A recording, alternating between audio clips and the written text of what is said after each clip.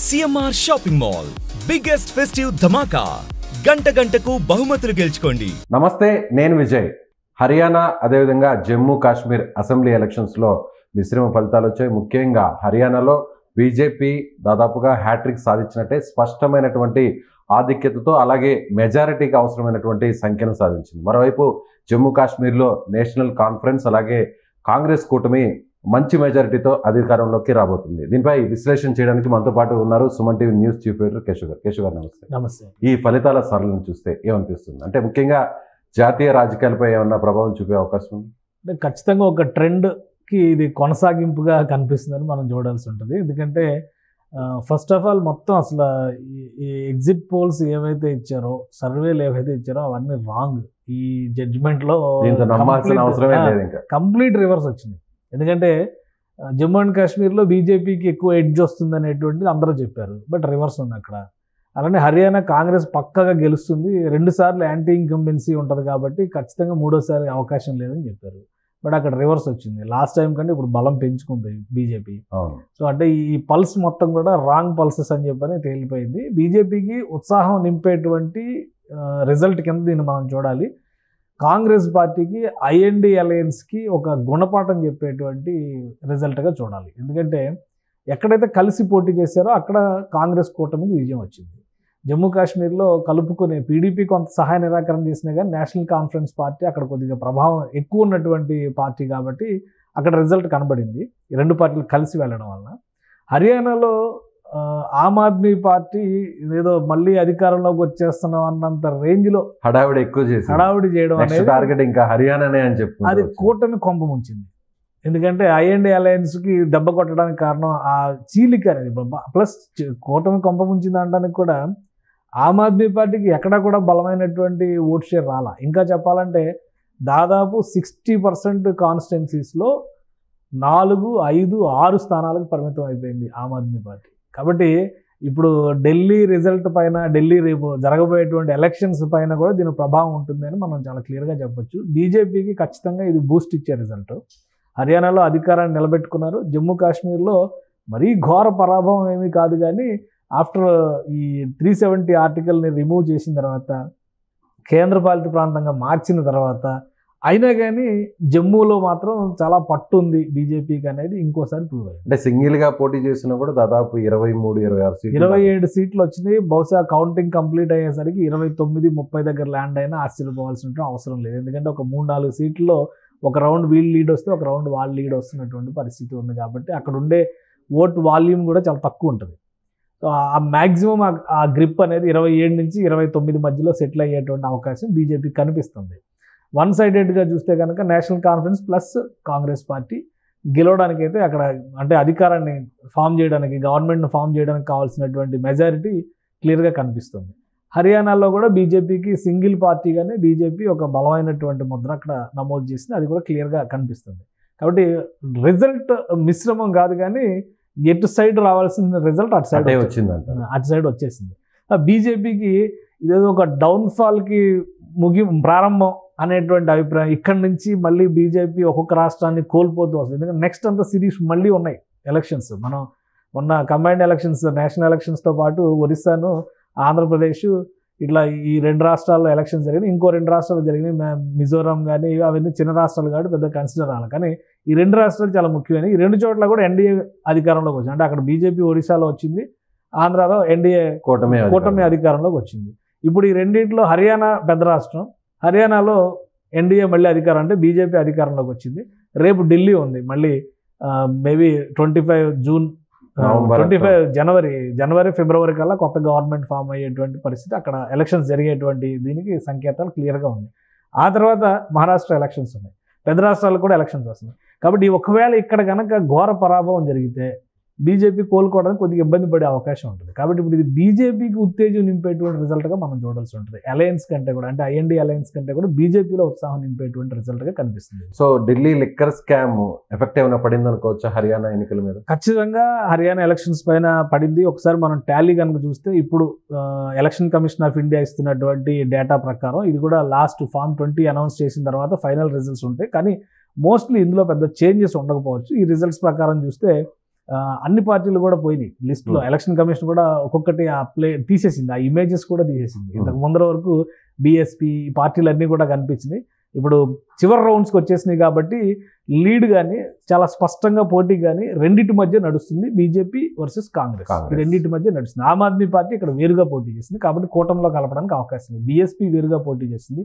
అలానే మిగతా పార్టీలు కూడా వేరువేరుగా ఐఎన్ఎల్డి పోటీ చేసింది. దాంతోపాటు జన్ పార్టీ ఒకటి ఉంది, జన్ నాయక్ పార్టీ, అది కూడా విడిగా పోటీ, ఎవరికి వాళ్ళు విడిగా పోటీ చేశారు. యాక్చువల్గా బీజేపీతో కలిసి గతంలో ఈ ఎలక్షన్స్ అంటే 2019 ఎలక్షన్స్ అయిన టైంలో 10 సీట్లు గెలిచారు కాబట్టి వాళ్ళని బీజేపీ అప్పుడు 40 సీట్లే గెలిచారు. కలుపుకొని డిప్యూటీ సీఎం పదవి కూడా ఇచ్చింది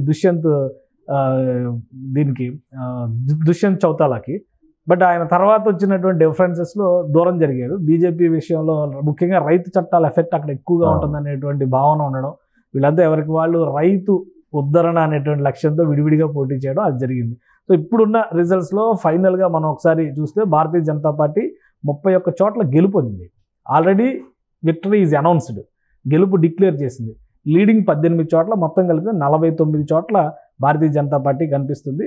ఇంకొక సీటు పెరిగే అవకాశం కూడా ఉంది, ఎందుకంటే ఇందాక 51 వరకు కూడా వెళ్ళి వెనక్కి తగ్గింది. ఇంకొక సీటు పెరిగినా ఆశ్చర్యపోవాల్సినటువంటి అవసరం లేదంటున్నారు. అలానే రిజల్ట్ అనౌన్స్ చేసిన దానిలో కాంగ్రెస్ వర్సెస్ బీజేపీ చాలా టగ్ ఆఫ్ వార్ ఉంది. 30 చోట్ల కాంగ్రెస్ గెలిచింది. సింగిల్గా కాంగ్రెస్ పార్టీ గెలిచినటువంటి గెలుపు ఇది. అలానే 6 చోట్ల లీడింగ్లో ఉంది, అంటే 36కి పెరిగేటువంటి అవకాశం ఉంది. పొద్దున కొంతవరకు బీఎస్పీ ఇట్లా లీడ్స్ వచ్చినాయి, బట్ అవన్నీ కూడా ఇప్పుడు వాషౌట్ అయిపోయినాయి. Aam Aadmi party 0 account open చేయలేకపోయింది. పక్కన ఉన్న పంజాబ్లో అధికారంలో ఉంది, ఇటు పక్కన ఉన్న ఢిల్లీలో అధికారంలో ఉంది ప్రస్తుతానికి. నెక్స్ట్ ఎలక్షన్స్ ఎలా ఉంటాయో చూడాలి. సో ఈ రెండింటి ప్రకారం చూస్తే ఆమ్ ఆద్మీ పార్టీ అసలు ఓపెన్ చేయాలి. ఐఎన్ఎల్డి ఇక మూడో ముఖ్యమైనటువంటి పార్టీ, ఓంప్రకాష్ చౌతాలా ఆధ్వర్యంలో ఉన్నటువంటి, ఎప్పుడు దేవీలాల్ కొడుకు ఓంప్రకాష్ చౌతాలా, సో ఆయన కొడుకు ఇప్పుడు అజయ్ చౌతాలా, వీళ్ళంతా అభిషేక్ చౌతాలా, వీళ్ళంతా ఫ్యామిలీ రన్ పార్టీ. వీళ్ళతో డిఫర్ అవడం ద్వారానే దుష్యంత్ చౌతాలా బయటకు వచ్చి జన్ నాయక్ పార్టీ పెట్టారు. అది లాస్ట్ టైం 10 గెలిచింది, ఈసారి 0కి వచ్చేసింది. అది అసలు నో విన్ అనమాట. ఐఎన్ఎల్డి కేవలం 2 సీట్లకు మాత్రమే పరిమితమైంది. ఇండిపెండెంట్లు ఇక్కడ ఇంట్రెస్టింగ్ ఎలిమెంట్. ఇండిపెండెంట్లు 3 గెలిచారు, అందులో 2కి డిక్లేర్ చేశారు, 2 గెలిచేశారు, ఒకరు లీడింగ్ లో ఉన్నారు. 2 గెలిచిన వాళ్ళలో కూడా ఇక్కడ సావిత్రి జిందాల్, అంటే జిందాల్ గ్రూప్కి సంబంధించినటువంటి మహిళ, ఆమె ఇండిపెండెంట్గా పోటీ చేసి గెలిచారు. ఇది ఇక్కడ ఆసక్తికరమైనటువంటి అంశం. జిందాల్ గ్రూప్కి సంబంధించినటువంటి మహిళ ఇండిపెండెంట్గా పోటీ చేయడం, కాంగ్రెస్ పార్టీ అభ్యర్థి పైన ఇక్కడ గెలిపోవడం, బీజేపీ ఇక్కడ 3వ స్థానానికి పడిపోవడం, ఇది కూడా కొంచెం ఆసక్తి. హిస్సార్ నియోజకవర్గం నుంచి ఇక్కడ పోటీ చేశారు. సో ఈ కాంటెస్ట్లో ఇదొక ఆసక్తికరమైనటువంటి అంశం. ఇంకా ఇక్కడ గెలుపుల పరంగా చూస్తే కాంగ్రెస్ పార్టీ నుంచి భూపేంద్ర హుడా గెలుపొందారు భారీ మెజారిటీతో. అటు సైని ఆయన గెలుపొందారు. ఆల్రెడీ సీఎంగా ఉన్నటువంటి నాయకుడు, బీజేపీకి లీడ్ చేస్తున్నటువంటి నాయకుడు. ఇక వినేష్ ఫోగాట్ ఆమె కూడా ఎన్నికలంతా కూడా మెయిన్ అంతా కూడా చుట్టూ నడిచింది. ఎందుకంటే ఒలింపిక్స్ లో మెడల్ పోయింది, కొన్ని కేజీల 100 గ్రాముల తేడాతో కొట్టిపోయింది. కాబట్టి ఇక్కడ గెలుస్తుందా గెలవదా అనేటువంటి చర్చ నడిచింది. ఫస్ట్ మార్నింగ్ లీడ్ వచ్చినా కానీ తర్వాత మళ్ళీ ట్రైలింగ్లోకి వెళ్ళింది. ఇప్పుడు పుంజుకుని ఆల్మోస్ట్ 6,000 ఓట్ల మెజారిటీతో ఆమె గెలుపొంది.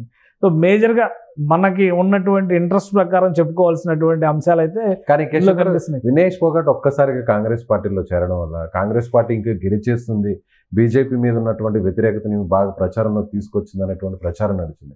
అలాగే ఎన్నికల ఫలితాలు స్టార్ట్ అయినటువంటి కొన్ని రౌండ్స్ అంతా కూడా బాగా కాంగ్రెస్ పార్టీ ఎవరు ఎక్స్పెక్ట్ చేయని విధంగా ఎక్కువ మెజారిటీలో లీడ్లో ఉంది.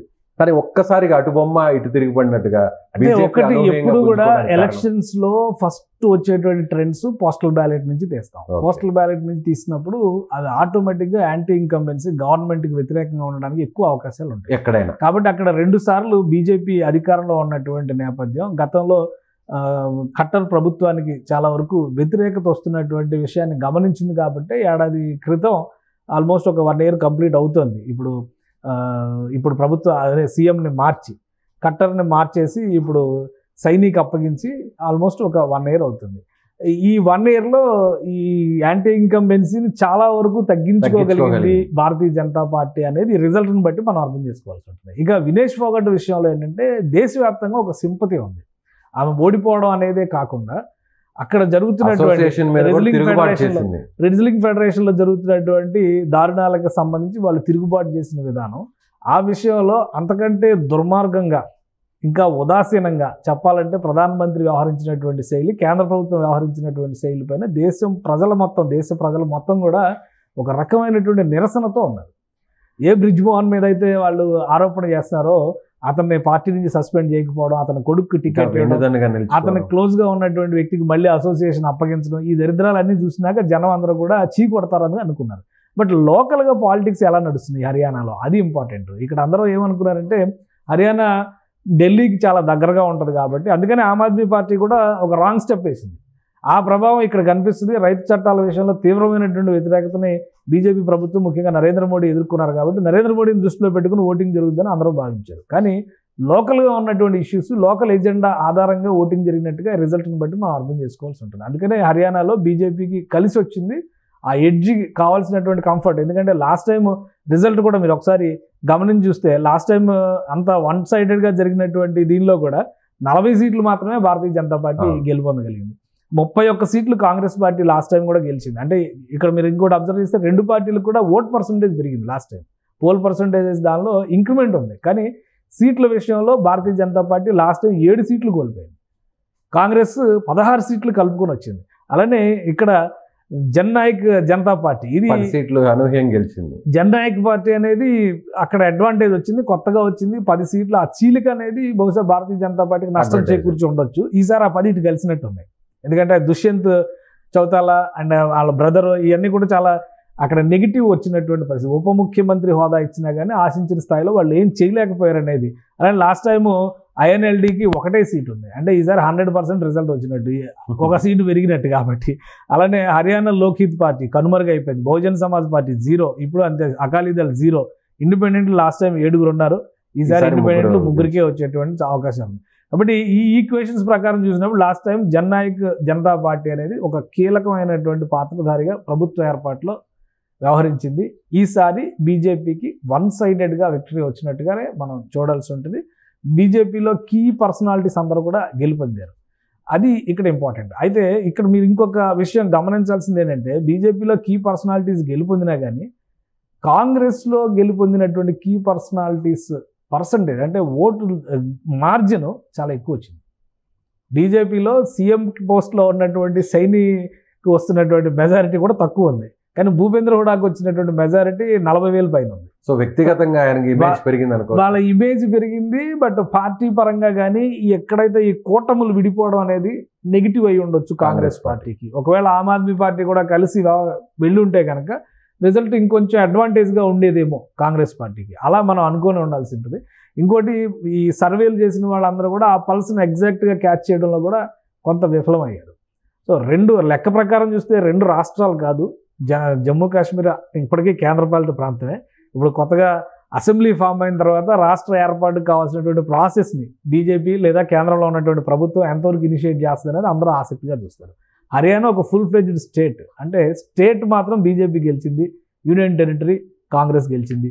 పెద్దగా డిఫరెన్స్ ఉండకపోవచ్చు, కాకపోతే కాంగ్రెస్ శ్రేణులను కొంత ఉత్సాహపరిచేటువంటి అంశంగానే మనం చూడాలి. పూర్తి స్థాయిలో జోష్ వచ్చేది మాత్రం బీజేపీకే అవుతుంది. సో మరొక విషయం, అరవింద్ కేజ్రీవాల్ అయితే మాత్రం ఆయన సీఎంగా రాజీనామా చేసిన తర్వాత ఇక ఫుల్ టైం హర్యానా పాలిటిక్స్ మీద ఆయన కాన్సన్ట్రేట్ చేయబోతున్నారు. అక్కడ ఆమ్ ఆద్మీకి ఎక్కువ సీట్లు కూడా రాబోతున్నాయి అనేటువంటి చర్చ నడుస్తుంది. సో ఈ రిజల్ట్స్ చూస్తే ఇక ఆయన భవిష్యత్తు ఏంటంటారు? అంటే ఇప్పుడు ఏం జరుగుతుందంటే దేశ రాజకీయాల్లో ప్రధానమైనటువంటి చర్చ నరేంద్ర మోడీ లాంటి నాయకుడికి బలమైనటువంటి ఇప్పుడు మీరు నరేంద్ర మోడీ మీకు నచ్చినా నచ్చకపోయినా ఆయన సమర్థ నిర్ణయాలు తీసుకున్నారా అసమర్థ నిర్ణయాలు తీసుకున్నారా అనే విషయాలను పక్కన పెడితే ఆ స్థాయిలో ప్రభుత్వాన్ని నడిపిస్తున్నటువంటి విషయంలో మాత్రం తన నమ్మిన పాలసీలకు అనుగుణంగా బలంగా స్థిరంగా నడిపించుకుని వెళ్తున్నారు అనేది ఎవరైనా ఒప్పుకుంటారు. దాన్ని ఢీకొనేటువంటి క్రమంలో అవతల పక్షంలో అంత బలం ఉందా లేదా అనేది ప్రజలు చూస్తున్నారు. అదే విషయాన్ని బీజేపీ హైలైట్ చేస్తుంది. మీకు అటువైపు ఉన్న ఒక నాయకుడిని చూపించండి, అది కలగూర గంప అనేటువంటి మాట చెప్తున్నారు. దానికి తగ్గట్టుగానే వీళ్ళు వ్యవహరిస్తున్నారు. సో ఆమ్ ఆద్మీ పార్టీ ఆయన ఆల్రెడీ జైల్లో ఉన్నారు. ఆయన పార్టీలో సగం మంది నేతలు జైల్లో ఉన్నారు. ప్రస్తుతానికి ఆరోపణలే కావచ్చు, అది నిరూపణలు అయిన తర్వాత పరిస్థితులు వేరేగా ఉండొచ్చు. కానీ మిగతా పార్టీలను కలుపుకునేటువంటి ఆయన స్థాయి ఎంత ఢిల్లీలో ఒక దీనికి పరిమితమైంది, అంటే ఒక మున్సిపల్ కార్పొరేషన్కి పరిమితమైనటువంటి స్థాయి అది. ఢిల్లీలో ఒకవేళ గెలిచి అధికారంలో ఉన్నా కానీ అది పెద్ద గొప్ప అధికారాలు ఉండేటువంటి ఇది కాదు. అలానే లా అండ్ ఆర్డర్ మాత్రం సెంట్రల్ గవర్నమెంట్ చేతిలోనే ఉంటుంది అక్కడ. కాబట్టి ఒక పరిమితమైనటువంటి స్థాయి. కాకపోతే ఐడియాలజికల్గా ఆయన చెప్తున్నటువంటి అవినీతి రహిత పాలన, ప్రజల వద్దకు పాలన అనేటువంటి నినాదాలు ఆకట్టుకున్నాయి కాబట్టి పంజాబ్లో అవకాశం దక్కింది. అన్ని చోట్ల అలాగే జరుగుతుందని అనుకోవడానికి అవకాశం లేదు. ఇంకోటి, ఆయన అరెస్ట్ అయిన తర్వాత వచ్చినటువంటి ఎన్నికలు హర్యానా ఎన్నికలు. సో ఇక్కడ కలుపుకుని వెళ్ళి ఉంటే ప్రయోజనం ఉండేది, విడగొట్టుకుని వెళ్ళడం వల్ల ఎక్కువ నష్టపోయారు. ఇప్పుడు ఆమ్ ఆద్మీ పార్టీ ఢిల్లీలో గెలవడానికి ఉండేటువంటి అవకాశాలు కూడా, ఎందుకంటే ఈ నెగిటివ్ ఇంపాక్ట్ ఢిల్లీ చాలా ఆనుకుని ఉంటుంది, హర్యానాకి ఆనుకుని ఉంటుంది. కాబట్టి ఆ ఇంపాక్ట్ అనేది ఖచ్చితంగా పడుతుంది. దాన్ని ఎలా ఓవర్కమ్ చేస్తారు, స్ట్రాటజిక్గా పొలిటికల్గా దాన్ని ఎలాగా ఫుల్ఫిల్ చేసుకొని ముందుకెళ్తారు, కూటమిగా కలిసి మళ్ళీ కాంగ్రెస్తో సర్దుబాటు, ఇక్కడ కాంప్రమైజ్ కావాల్సినటువంటి పరిస్థితి వస్తుంది. ఒకవేళ అది చేయకపోతే పరిస్థితి ఏంటి, మళ్ళీ సేమ్ ఇలాగే మేము బలవంతులం కాబట్టి మేము గెలిచి తీరతామని చెప్పని అక్కడ ఉన్నాయి అంతా 60 సీట్లే ఉన్నాయి. ఆ 60 సీట్లలో కూడా మా 70 అనుకుంటా ఢిల్లీలో ఉన్నది అసెంబ్లీ. ఢిల్లీ అసెంబ్లీలో మేము ఎక్కువ చేస్తాం, మీరు తక్కువ చేయాలనేటువంటి చర్చ ఉంటే, మరి కాంగ్రెస్ పార్టీ వరుసగా 3 సార్లు హ్యాట్రిక్ గవర్నమెంట్ ఫామ్ చేసింది. 2014 ముందర వరకు ఢిల్లీలో హ్యాట్రిక్ గవర్నమెంట్ ఫామ్ చేసిన పార్టీ కాంగ్రెస్ పార్టీ ఎందుకు కాంప్రమైజ్ అవుతుంది? కాబట్టి ఇక్కడ ఈ సర్దుబాట్లు అన్నిటికీ కూడా అరవింద్ కేజ్రీవాల్ ప్రిపేర్ అవ్వడానికి ఈ రిజల్ట్ ఒక సూచనగా మనం చూడాలి. ఈ రిజల్ట్ తర్వాత వ్యూహం మార్చుకుని కలుపుకుని వెళతారా, లేదు మళ్ళీ ఎవరికి వారే యమునా తీరే అంటారంటే బీజేపీకి మళ్ళీ అది అడ్వాంటేజ్. విపక్షాల అనైక్యతే బీజేపీకి కలిసి వస్తున్నటువంటి అంశం, ఆయుధం కూడా. Right sir, thank you so much. So హర్యానాలో ముఖ్యంగా అంటే అన్ని పార్టీలు ఐఎన్డీఏ కూటమిలో ఎక్కువగా పార్టీలన్నీ కూడా వేరువేరుగా పోటీ చేయడం వల్లే ఓట్లన్నీ కూడా చీలిపోయాయని, అది బీజేపీకి అడ్వాంటేజ్గా మారింది. అందుకే ఈ స్థాయిలో సీట్లు సాధించిందని కేశవ్ గారు చెప్తున్నారు. Thank you so much. Suman టీవీలో మీ పర్సనల్ అండ్ బిజినెస్ ప్రమోషన్స్ కోసం కింది నెంబర్కి కాంటాక్ట్ చేయండి.